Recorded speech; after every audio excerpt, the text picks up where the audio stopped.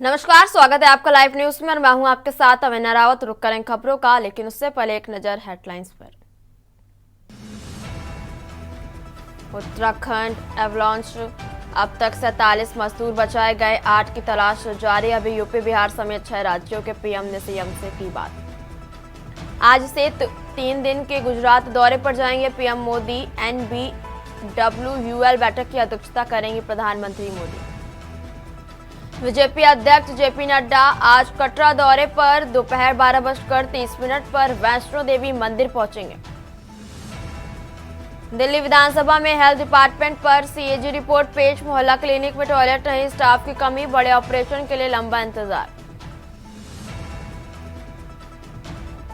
Telangana tunnel हादसा, आज rescue का 7वां दिन, रेलवे का बचाव दल भी जुटा, 8 लोग फंसे हैं, बचने की संभावना काफी कम। पहाड़ी राज्यों में भारी बारिश, बर्फबारी जारी, हिमाचल में 583 सड़कें नेशनल हाईवे पर। आप देख रहे हैं की न्यूज, खबरों का सारथी। और अब बात कर रहे हैं राजधानी लखनऊ की, जहां मौसी एयरपोर्ट पर आज से 137 दिन तक बंद रहेगा रनवे। और एक बड़ी जानकारी आपको राजधानी लखनऊ से बता रहे हैं, जहां दिन में 8 घंटे नहीं होगा विमानों का संचालन।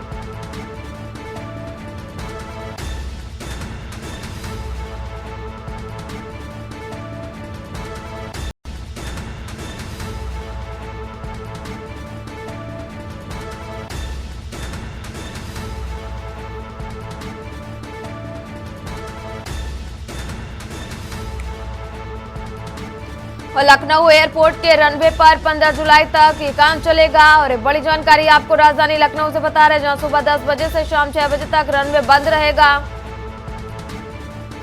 और दिन में नहीं संचालित होंगी विमान सेवाएं। और एक बड़ी जानकारी आपको राजधानी लखनऊ से बता रहे हैं, जहां लाखों की संख्या में यात्री लखनऊ एयरपोर्ट से करते हैं सफर। लखनऊ अमौसी एयरपोर्ट पर आज से 137 दिन बंद रहेगा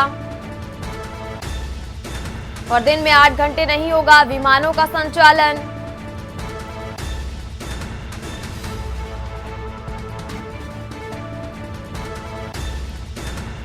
और लखनऊ एयरपोर्ट के रनवे पर 15 जुलाई तक काम चलेगा। और यह अहम जानकारी आपको लखनऊ से बता रहे हैं, जहां लखनऊ एयरपोर्ट के रनवे पर 15 जुलाई तक चलेगा काम।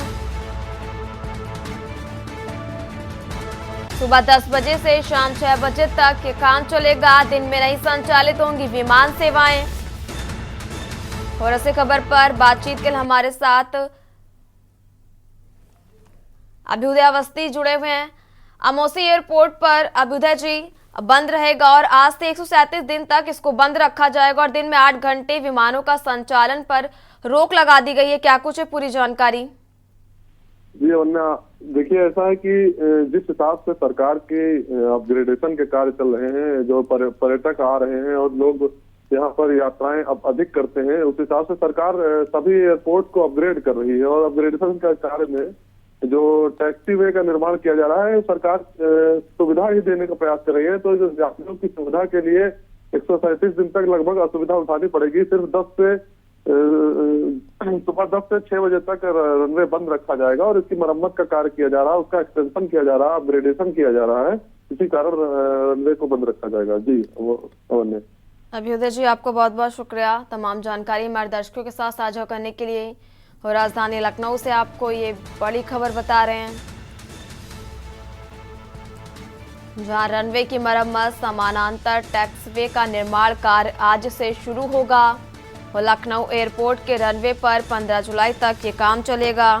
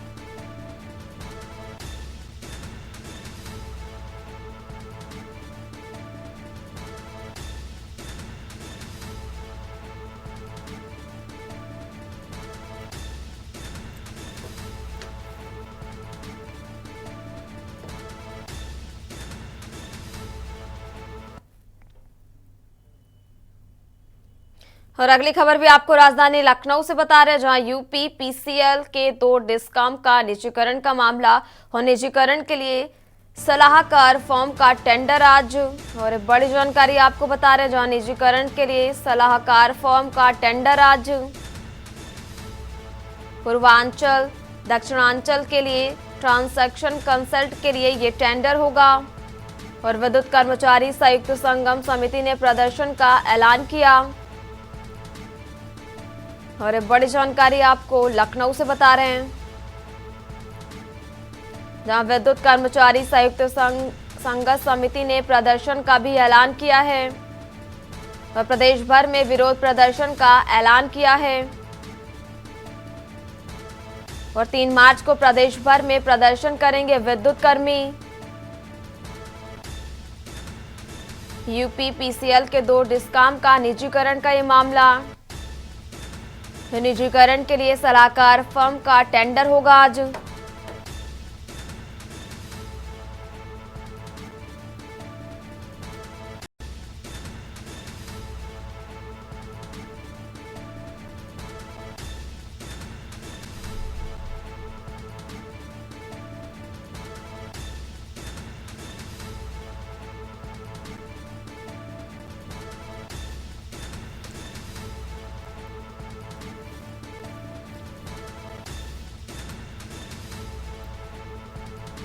और अभ्युदय जी हमारे साथ लगातार बने हुए। अभ्युदय जी, यूपी पीसीएल के 2 डिस्कॉम का निजीकरण का ये मामला निकलकर सामने आया है, जहां निजीकरण के लिए सलाहकार फर्म का टेंडर होगा आज। क्या कुछ है पूरी जानकारी अभ्युदय जी?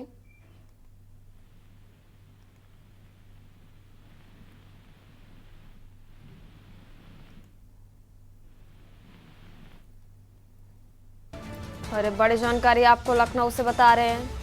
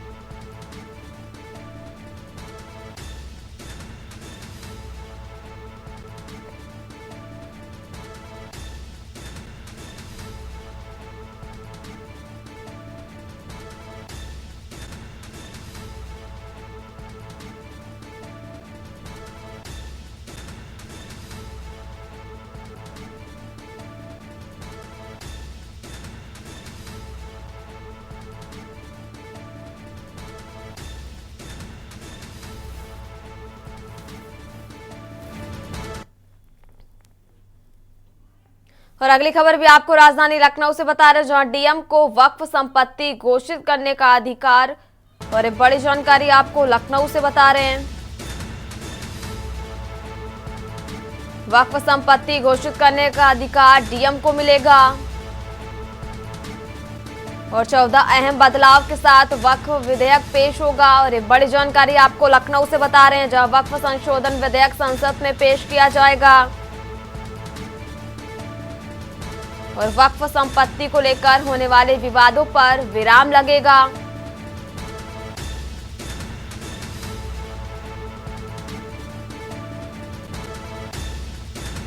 और तहसील रिकॉर्ड पे महज 2528 रिकॉर्ड।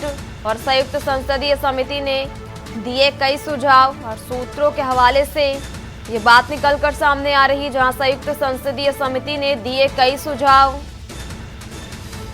संपत्ति को वक्फ घोषित करने का अंतिम अधिकार डीएम का। ये बड़ी जानकारी आपको बता रहे हैं, जो बोर्ड सिर्फ अपनी संस्तुति जिला प्रशासन को।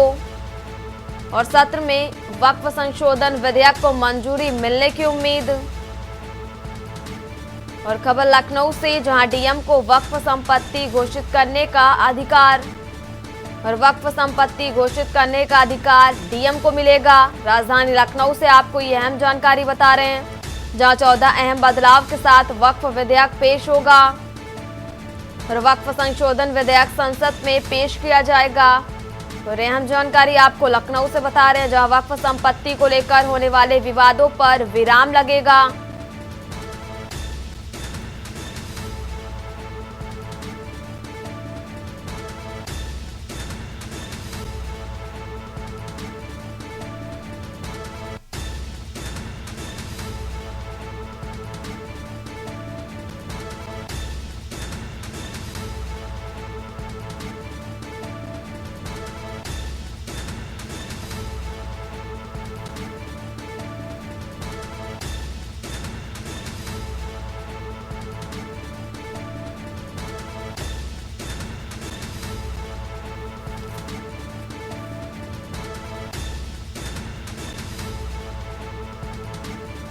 और हमारे साथ अभ्युदय अवस्थी जी जुड़े हुए हैं। अभ्युदय जी, वक्फ संपत्ति घोषित करने का जो अधिकार है वो डीएम के पास होगा, क्या कुछ और अपडेट है आपके पास?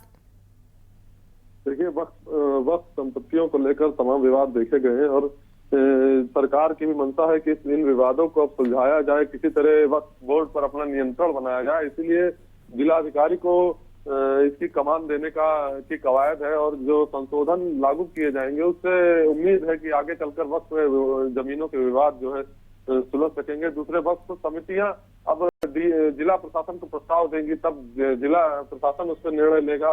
ऐसे अब पहले क्या था कि ये वक्फ बोर्ड है ये स्वतः घोषित कर देता था कि ये संपत्ति वक्फ की है, तो उस पर कोई सरकार का नियंत्रण नहीं रहता था। इसमें प्रस्तावित संशोधनों में अगर देखें तो विधेयक में वक्फ बोर्ड की संरचना और कार्यप्रणाली और निगरानी तंत्र में सुधार करने का प्रावधान शामिल किया जाएगा, जिससे संपत्तियों के दुरुपयोग को रोकने में सही प्रबंध में सहायता और सहयोग मिलने की उम्मीद है। जी हमने अभ्युदय जी, जानकारी ये भी मिल रही है कि जो विधानसभा का सत्र है उसमें वक्फ संशोधन विधेयक को मंजूरी मिलने की उम्मीद भी बताई जा रही है। नहीं, विधानसभा नहीं, ये संसद पेश किया जाएगा और आगामी संसदीय सत्र में इसको पेश किया जाएगा। और वहां पे चूंकि आप जान रही हैं कि भाजपा बहुमत में है और दोनों सदनों में अपने प्रस्ताव पारित कराने की स्थिति में है, इसलिए संसद में इस प्रस्ताव को वो पारित करा सकते हैं। अभ्युदय जी, शुक्रिया आपका जानकारी के लिए। और ये बड़ी जानकारी आपको राजधानी लखनऊ से बता रहे हैं।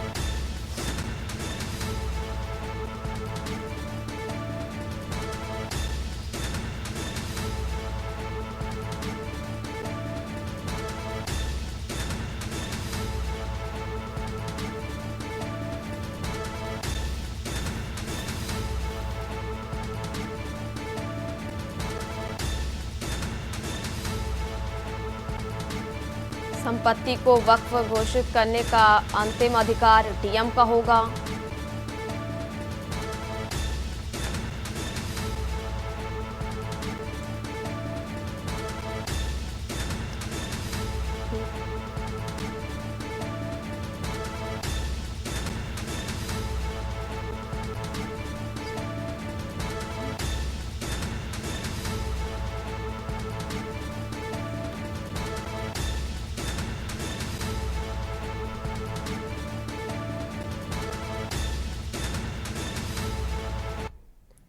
और अब से रुख करते हैं उत्तराखंड के चमोली का, जहां मुख्यमंत्री पहुंचे हुए हैं, जहां पर वो श्रमिकों से बात कर रहे हैं।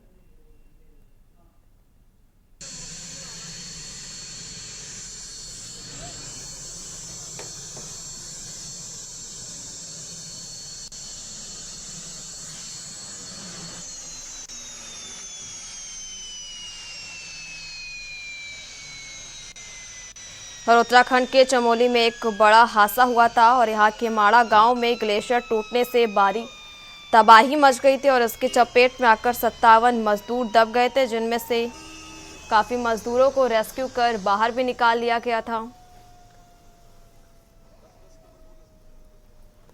और हादसे के वक्त बड़ी संख्या में मजदूर काम कर रहे थे और बीआरओ ने एक प्रोजेक्ट का ठेका दिया था और इस प्राइवेट ठेकेदारों ने इन मजदूरों को काम पर लगाया था। जैसे ही ग्लेशियर टूटना शुरू हुआ वैसे ही मजदूर अपनी जान बचाने के लिए भागने लगे और इनमें से कुछ मजदूर तो बचने में कामयाब हो गए, लेकिन कुछ मजदूर ग्लेशियर टूटने से बर्फ के अंदर ही फंस गए, जिनको रेस्क्यू कर बाहर भी निकाला गया।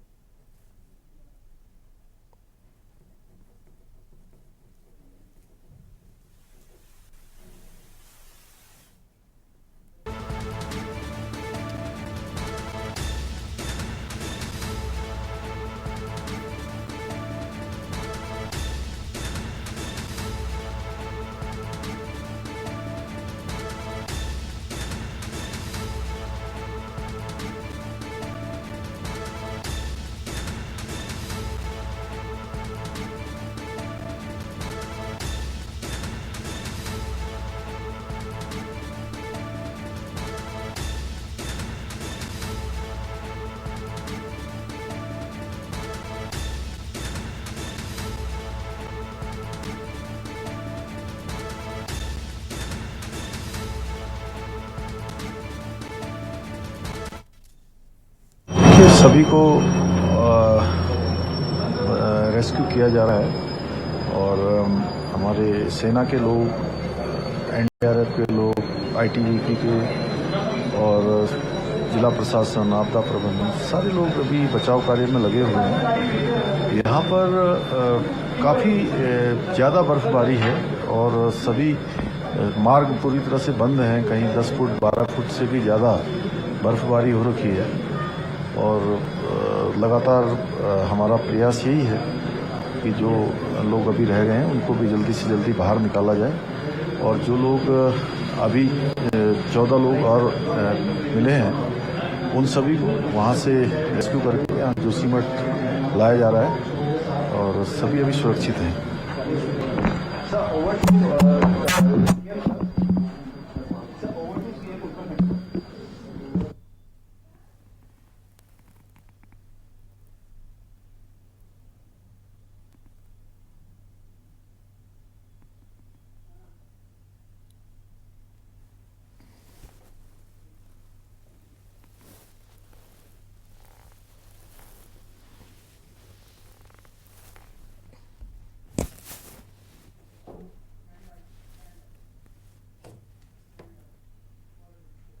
और अब बात कर रहे हैं राजधानी लखनऊ की, जहां सीएम के सलाहकार का कार्यकाल बढ़ा दिया गया और नियुक्ति विभाग ने जारी किया आदेश। 1 वर्ष के लिए सलाहकार अवनीश अवस्थी का कार्यकाल बढ़ा दिया गया और राजधानी लखनऊ से आपको ये बड़ी जानकारी बता रहे हैं, जहां सीएम के सलाहकार का बढ़ाया गया कार्यकाल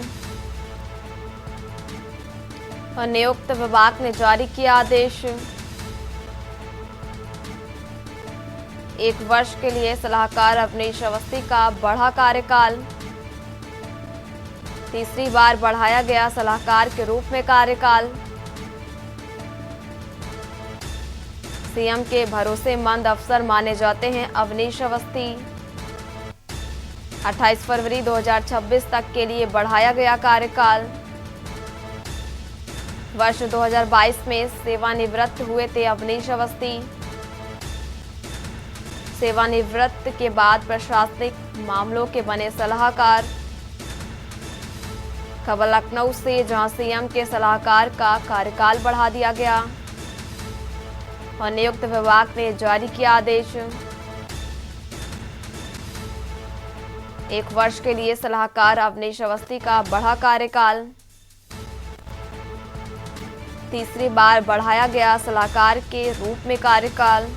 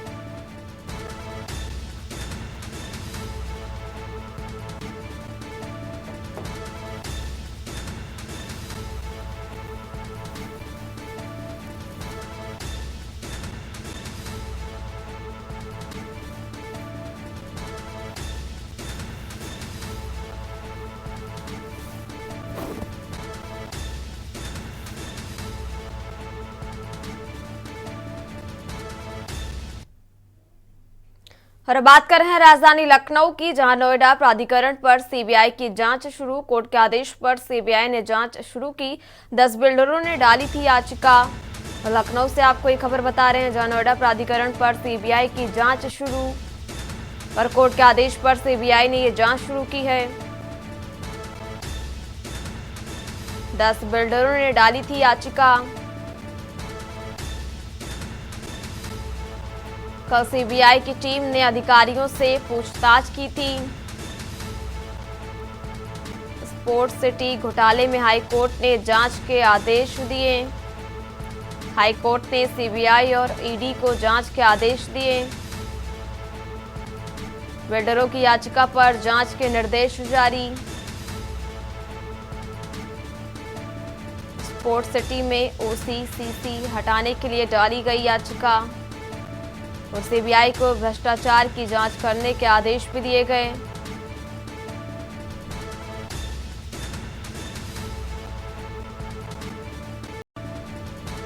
और सोमवार को दोबारा सीबीआई पहुंच सकती है नोएडा प्राधिकरण।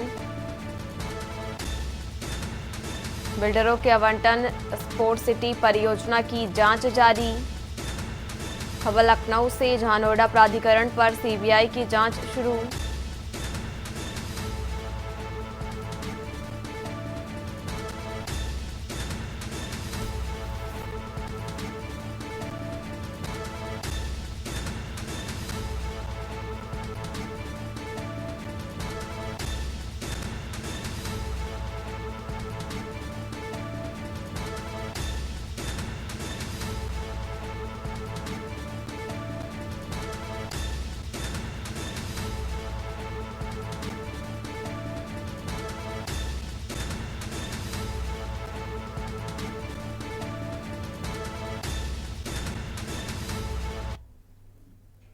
और अब बात कर रहे हैं उत्तर प्रदेश के हमीरपुर की, जहां मृतक के परिजनों ने स्टेट हाईवे जाम किया और स्टेट हाईवे पर शव रखकर लगाया जाम। हमीरपुर से आपको ये बड़ी जानकारी बता रहे हैं। स्टेट हाईवे पर शव रखकर जाम लगाया। हमीरपुर का ट्रांसपोर्टर मृतक को ले गया था उन्नाव। उन्नाव सड़क दुर्घटना में हुई थी मौत। और मृतक की पुत्री ने एमटीसी ट्रांसपोर्ट के मालिक पर आरोप लगाए। स्टेट हाईवे पर शव रखकर मृतक के परिजनों ने काटा हंगामा और पुलिस ने मृतक के परिजनों को समझाकर जाम खुलवाया। हमीरपुर से आपको एक खबर बता रहे हैं, जहां मृतक के परिजनों ने 5 लाख रुपए नगद और पुलिस ने मृतक के परिजनों को समझाकर जाम खुलवाया।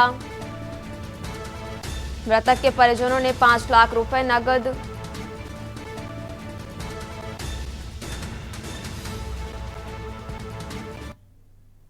और अब बात कर रहे हैं आगरा की, जहां सुरकुटी के रिकॉर्ड रूम में छात्र ने खुदकुशी की और कक्षा 4 में पढ़ता था प्रधानाचार्य का भतीजा। और एक बड़ी जानकारी आपको बता रहे हैं, जहां फुफेरी बहन से हुआ था झगड़ा। कक्षा 4 में पढ़ता था प्रधानाचार्य का भतीजा। फुफेरी बहन से हुआ था झगड़ा और उठाया आत्मघाती कदम। बाल खोने पर फुफेरी बहन ने मारा था चाटा और बॉल खोने पर फुफेरी बहन ने चाटा मारा था। 12 वर्षीय अंकित ने उठाया आत्मघाती कदम। सूचना मिलने पर एसीपी पहुंचे मौके पर और जांच में जुटे। और आगरा थाना सिकंदरा क्षेत्र के सुरकुटी की पूरी घटना, जहां सुरकुटी के रिकॉर्ड रूम में छात्र ने खुदकुशी की। कक्षा 4 में पढ़ता था प्रधानाचार्य का भतीजा।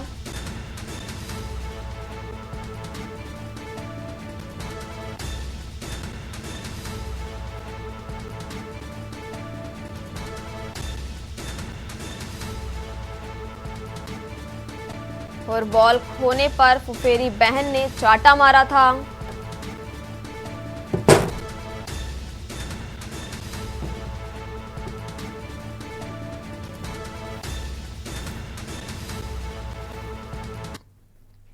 और अब बात कर रहे हैं उत्तर प्रदेश के मेरठ की, जहां राज्य मंत्री जयंत चौधरी का आज दौरा। चौधरी चरण सिंह विश्वविद्यालय पहुंचेंगे जयंत चौधरी। मेरठ से आपको एक खबर बता रहे हैं, जहां चौधरी चरण सिंह विश्वविद्यालय पहुंचेंगे जयंत चौधरी। जयंत चौधरी कौशल विकास केंद्रों का शुभारंभ करेंगे।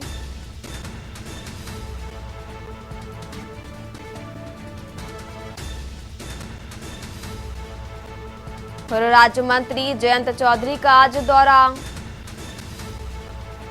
चौधरी चरण सिंह विश्वविद्यालय पहुंचेंगे जयंत चौधरी।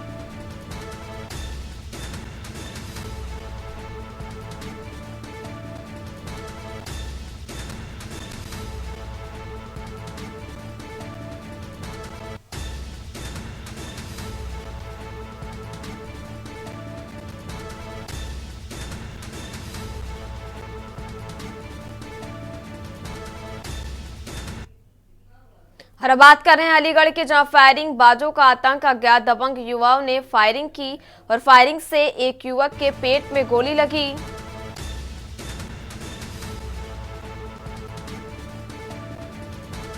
अज्ञात दबंग युवाओं ने फायरिंग की और फायरिंग से एक युवक के पेट में लगी गोली। घायल युवक को उपचार के लिए भर्ती कराया गया। फायरिंग से एक युवक के पेट में गोली लगी। घायल युवक को उपचार के लिए भर्ती कराया गया। आए दिन हो रही फायरिंग की घटनाएं। थाना कुआरसी क्षेत्र का ये पूरा मामला बताया जा रहा।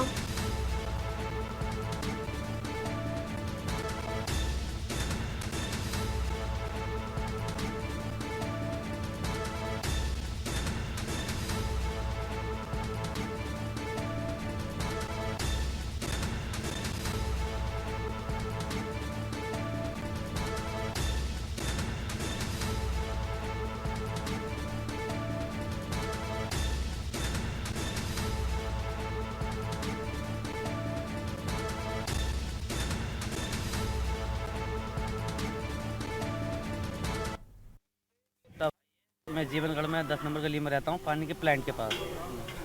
मैंने इसे काम पर भेजा था साइड पर, दोनों भाइयों को। ये पल्ली तरफ से आ रहे थे तो ये पेट्रोल ख़त्म हो गया था इनका। करीब यहाँ पे 4 खंभों पे पेट्रोल पंप जो बना है, वहाँ पे इन्होंने मेरे पास आके फ़ोन करा, भैया पेट्रोल ख़त्म हो गया गाड़ी में और तुम जो है ऑनलाइन कर दो पैसे। मैंने कहा बेटा मैंने ऑनलाइन तो है ना, मैं चल 4 खंभों पर मैं आ रहा हूँ। तुम ये तो देख ले करो, तुम्हारी गाड़ी है तो कम से कम पेट्रोल जो उसमें पड़वाओ। तो मैंने उसमें अपने भाई में चांटा मारा था, तो वो लड़का आया था नशे में था और मैंने उसमें अपने भाई में चांटा मारा तो उसने मुझ में चांटा मारा उस लड़के ने। और वो लड़का पता ना कौन था, मुझे तो नाम नहीं मालूम उसका। 2 बंदे थे वो, तो वहाँ पे हमारी हाथापाई हुई। उसने सामान निकाला, एक फायर वहाँ पे करा, तो वहाँ से हम भागे तो उसने हमें चाय की खोखे पे पकड़ के जब मेरे भाई में ऑन द स्पॉट गोली मारी। और खबरों का सिलसिला लगातार जारी रहेगा। फिलहाल यहाँ रुकेंगे एक छोटे से ब्रेक के लिए, जल्द हाजिर होंगे। आप देख रहे हैं के न्यूज, खबरों का साथ। अब ब्रेक के बाद एक बार फिर रुक करते हैं हरदोई का, जहां ऑटो चालक ने एसआई और कांस्टेबल पर गंभीर आरोप लगाए।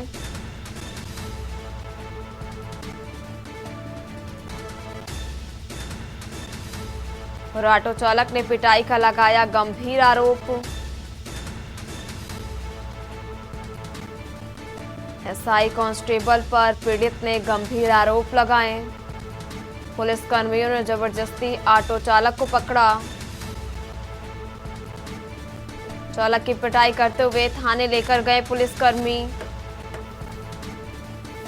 चालक का पुलिसकर्मियों ने सीएनजी ऑटो किया सीज। पिटाई करने वाले पुलिसकर्मी बेलग्राम कोतवाली में है तैनात।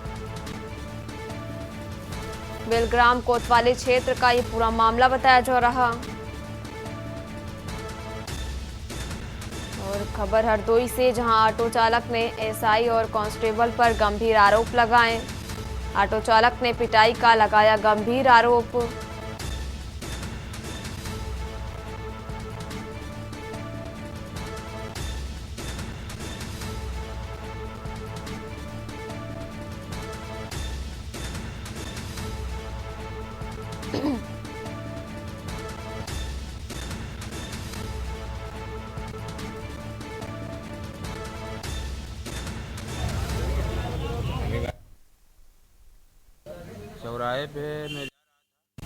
चौराहे पे गाड़ी रोक रहे थे सबकी, और हमको जाम में ट्रैफिक में फंस गया।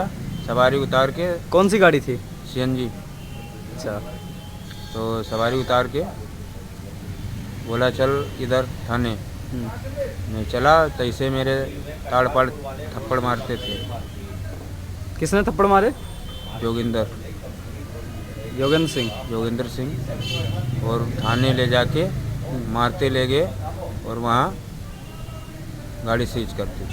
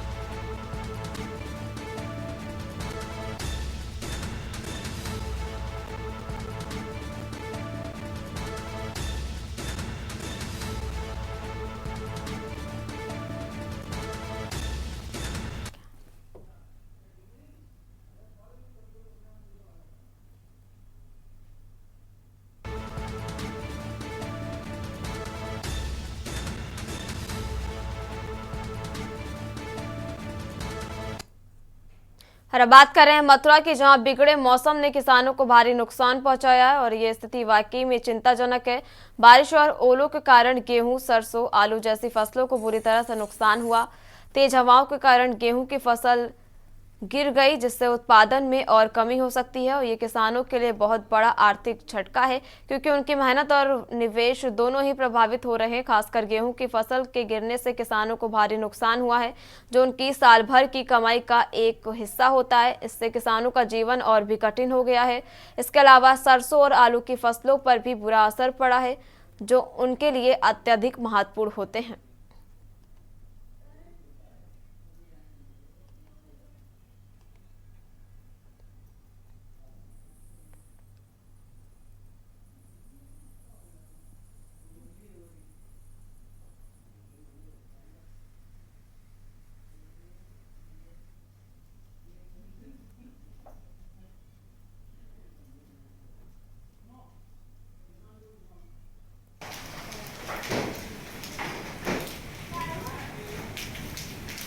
अरे पड़ जाओगे बदे दूर रहो फाड़ दे सब कर दियो देखियो हाँ है तो सब नाश कर दियो।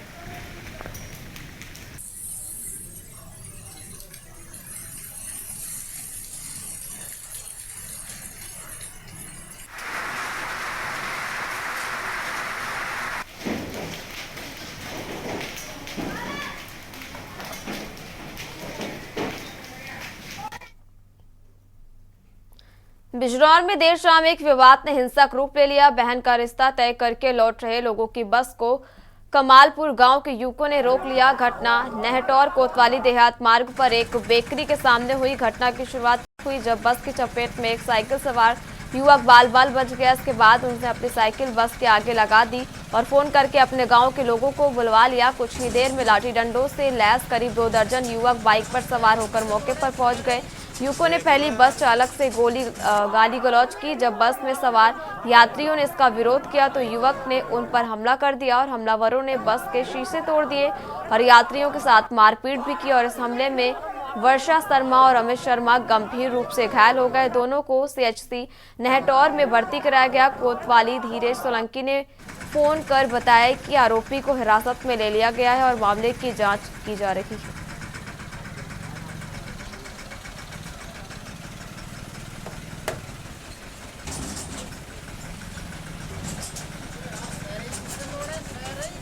देख लो यार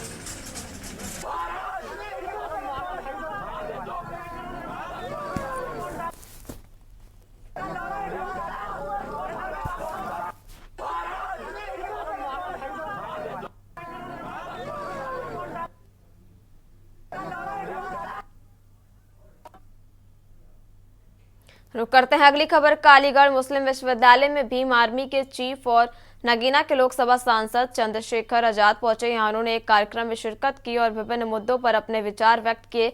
इस दौरान एएमयू के एक छात्रा ने उनसे मिलने का प्रयास किया, लेकिन इस प्रयास में छात्र के साथ धक्का मुक्की हुई। छात्र ने इस घटना को लेकर गंभीर आरोप लगाए। वहीं मीडिया से बातचीत में चंद्रशेखर आजाद मथुरा में उनके काफिले पर हुए हमले को लेकर चुप्पी साधते नजर आए हैं।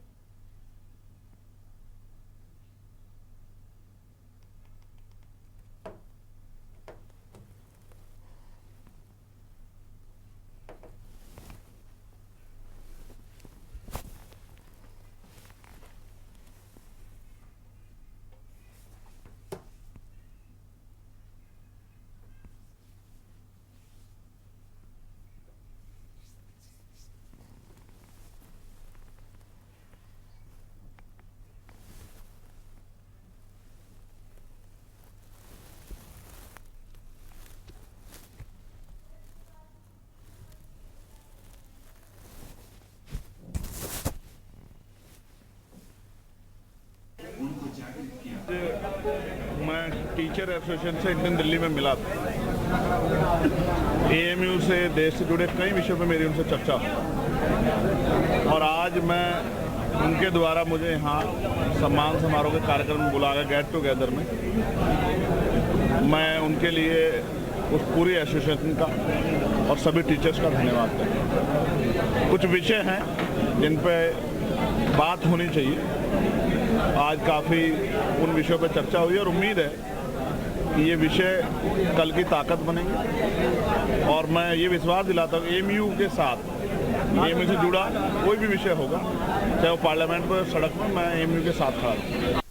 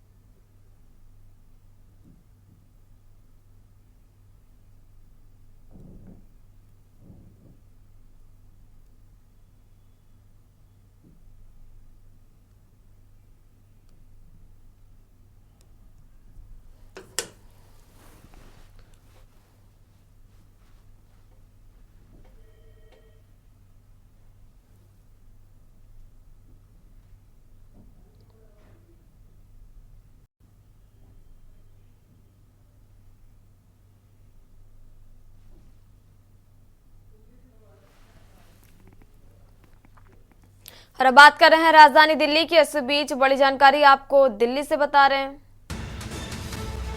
गृह मंत्री अमित शाह से मिली उत्तराखंड विधानसभा अध्यक्ष रितु खंडूरी और नई दिल्ली में ये मुलाकात हुई। राजधानी दिल्ली से आपको ये बड़ी जानकारी बता रहे हैं, जहां गृह मंत्री को एपन कला से बना हस्तशिल्प भी भेंट किया और विधानसभा से जुड़े विभिन्न मुद्दों पर चर्चा भी हुई। गृह मंत्री अमित शाह से मिले उत्तराखंड विधानसभा अध्यक्ष रितु खंडूरी और नई दिल्ली में यह मुलाकात हुई और गृह मंत्री को एपन कला से बना हस्तशिल्प भी भेंट किया और विधानसभा से जुड़े विभिन्न मुद्दों पर चर्चा भी हुई।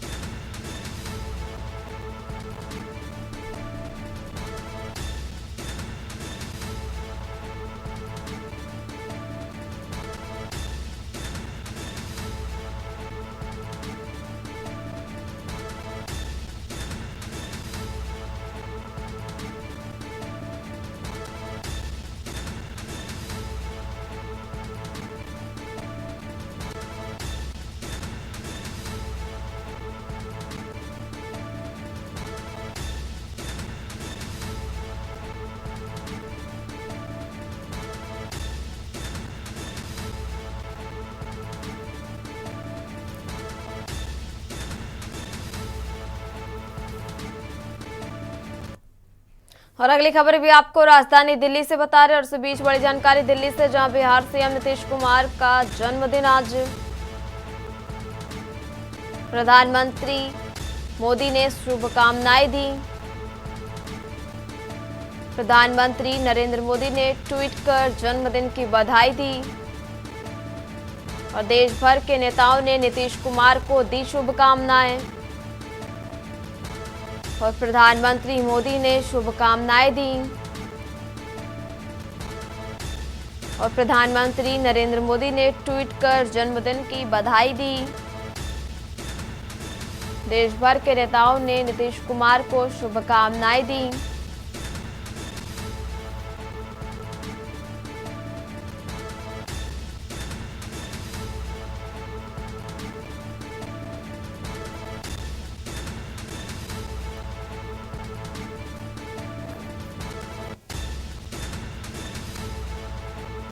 और प्रधानमंत्री ने ट्वीट कर जन्मदिन की बधाई दी।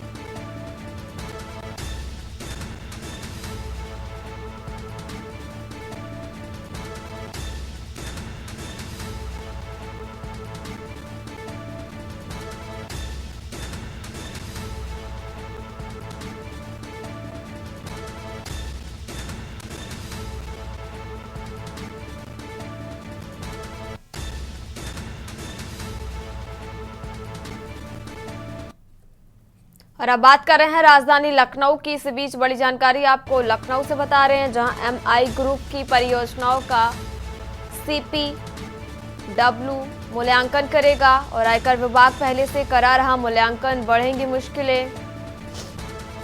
एमआई ग्रुप के सभी प्रोजेक्ट्स का होगा मूल्यांकन और आयकर विभाग ने सीपीडब्ल्यूडी को मूल्यांकन के लिए पत्र लिखा और आयकर विभाग पहले से करा रहा मूल्यांकन, बढ़ेंगी मुश्किलें। एमआई ग्रुप के सभी प्रोजेक्ट का मूल्यांकन होगा। आयकर विभाग ने सीपीडब्ल्यूडी को मूल्यांकन और लखनऊ और नोएडा प्रोजेक्ट्स की रिपोर्ट मांगी गई।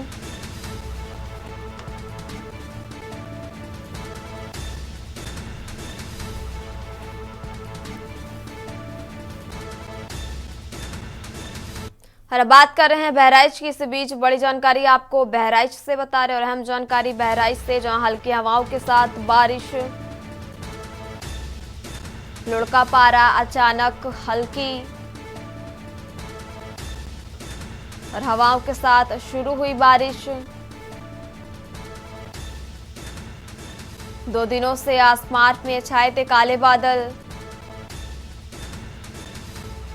खबर बहराइच से, जहां हल्की हवाओं के साथ बारिश, लुढ़का पारा, अचानक हल्की बारिश, हवाओं के साथ शुरू हुई बारिश। 2 दिनों से आसमान में छाए थे काले बादल। हल्की हवाओं के साथ बारिश।